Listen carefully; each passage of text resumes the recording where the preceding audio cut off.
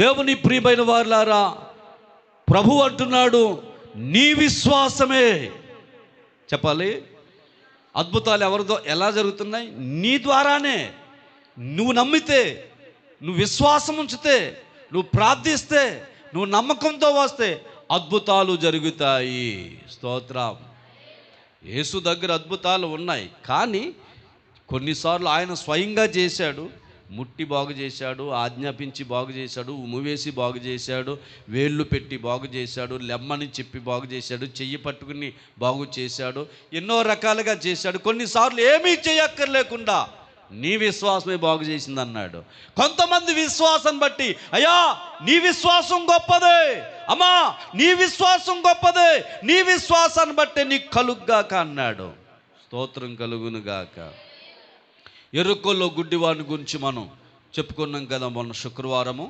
గుడ్డివాడు, ఎరుకోలో గుడ్డివాడు. ఎరుకో అనగా శాపం. ఆ ఎరుకోలో గుడ్డివాడు దగ్గరికి యేసయ్య వస్తున్నాడు. ఆ మార్గం గుండా చప్పుడు, ప్రజా చూడలేడు కదా, చప్పుడు వినబడుతుంది. అయ్యా ఏంటి ఏంటి ఏంటి చప్పుడేంటి? ఏదైనా సంబరమా? ఏదైనా దేవుడు ఊరేగింప? ఏదైనా పెళ్లి ఊరేగింప? ఎవరైనా రాజకీయవేత్తలు వెళ్తున్నారా? ఏంటి చప్పుడేంటి అంటే, లేదు యేసు ప్రభు వెళ్తున్నాడు ఈ మార్గం గుండా. ఎప్పుడైతే విన్నాడో ఇంకా విశ్వాసం వచ్చేసింది. యేసా, దావీదు కుమారుడా నన్ను కరుణించు అని కేకలు వేశాడు. స్తోత్రం. కేకలు వేశాడు విశ్వాసముతో.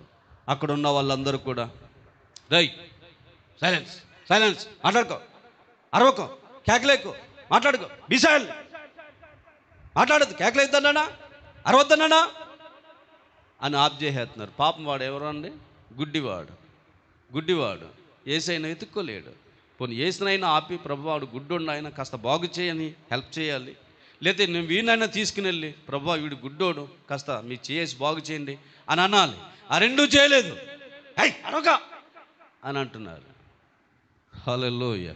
వాడు మరింత, వీడు అరవద్దనంటే మరింత కేకలేసి, దావీదు కుమారుడా నన్ను కరుణించు, దావీదు కుమారుడా నన్ను దాటిపోకయ్యా,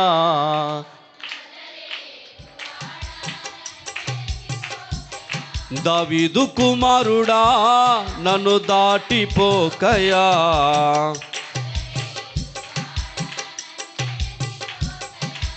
నీవు తప్ప నాకీ లోకంలో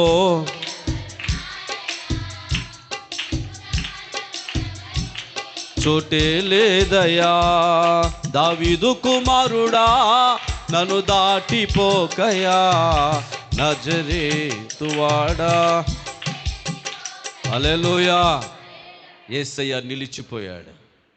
ఏం చేయాలయ్యా నీకు అన్నాడు. అయ్యా చూపు కావాలయ్యా. ఏం కావాలన్నాడు? చూపు కావాలి, దృష్టి కావాలి. నీ విశ్వాసమే నిన్ను బాగు చేసింది, వెళ్ళు అన్నాడు. స్తోత్రం కలుగును గాక. లోకాసు వార్త 18వ అధ్యాయం 42వ వచనంలో ఆ విషయాన్ని మనం చూస్తాం. నీ విశ్వాసం నిన్ను బాగు చేసి. యేసయ్య కంటి మీద వేయలేదు, తల మీద చెయ్యట్లేదు, నూనె రాసి ప్రార్థన చేయలేదు. వాడు ఏమైపోయాడు? బాగు. ఇక్కడ మీరు అండర్లైన్ చేసుకుంటున్నారా? నీ విశ్వాసమే అంటున్నాడు. నా భక్తిని బట్టి, నా ప్రార్థన బట్టి, నా టాలెంట్ని బట్టి, నా వరాలను బట్టి, నా అభిషేకాన్ని బట్టి అని ఎక్కడే అనలేదు ఆయన. ఈ దినాల్లో చాలామంది వారి అభిషేకాలు చూపించుకుంటున్నారు, వారి టాలెంట్లు చూపించుకుంటున్నారు. మా చర్చిలోకి వస్తే నేను చెయ్యి వేస్తే, నేను హస్తం వేస్తే బాగైపోతుంది. ప్రభు అదేదేం చెప్పుకోలేదు. నీ విశ్వాసమేనయ్యా, నీ విశ్వాసమే. అంతేకాదు చాలామంది బాగైన తర్వాత కూడా ప్రభు అన్నాడు, ఎక్కడికి చెప్పకే, ఎవరికి చెప్పకే అన్నాడు. చాలామంది ఈ దినాల్లో సేవకులు ఏం చేస్తారు? పబ్లిసిటీ, ఫలానా చోట స్వస్థత జరుగుతుందని చెప్పండి, బాగులు పడుతున్నారని చెప్పండి అని చెప్పి పబ్లిసిటీ చేసుకుంటారు. కానీ యేసయ్య ఏమన్నాడు? ఎవ్వడికి చెప్పుకో.